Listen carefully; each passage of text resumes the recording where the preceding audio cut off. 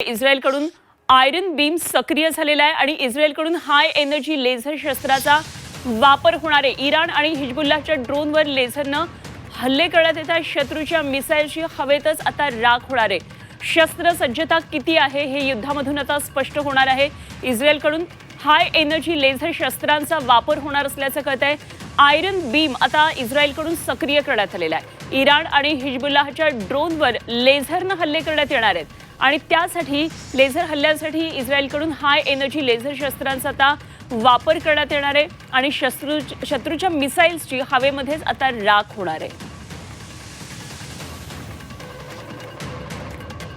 आणि या संदर्भात आणखी सविस्तर चर्चा करूया। सध्या आपल्याबरोबर लेफ्टनंट कर्नल निवृत्त डॉक्टर सतीश ढगे सर आहेत। आपण सरांकडून या संदर्भातली माहिती जाणून घेऊया। सर, एकंदरीतच युद्ध आणखी पेटणार असे संकेत दिसतात। आत्ताच आपण एक जी बातमी प्रेक्षकांना सांगितली ती म्हणजे लेझर शस्त्रांचा वापर आता होणार आहे। काय नेमकं कुठल्या कुठल्या शस्त्रांचा आता वापर होणार आणि ही कितपत विनाशकारी आहेत? नक्कीच अनुपमा, आपण जसं पाहतोय की हा संघर्ष वाढतच चाललेला आहे आणि तर अधिकृतरित्या आता डोनाल्ड ट्रम्प म्हणतात की हे कमीत कमी 4 ते 5 आठवडे हे युद्ध त्या ठिकाणी चालेल अशी त्यांना अपेक्षा आहे।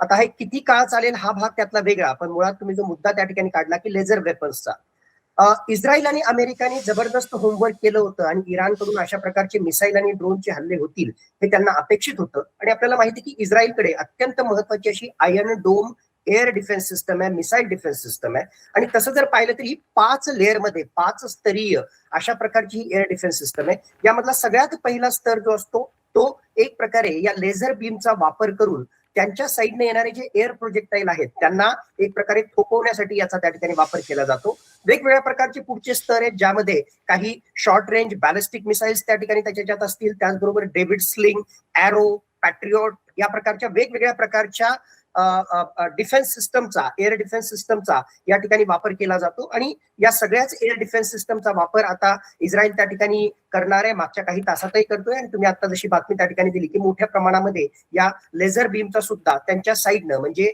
इस्रायलच्या हवाई हद्दीमध्ये जे इराणच्या साईडनं ड्रोन्स येतील, मिसाईल्स येतील, जे एअर प्रोजेक्टाईल येतील त्याला हवेतच नष्ट करण्यासाठी या लेझर बीमचा सुद्धा वापर करण्यात येणार आहे।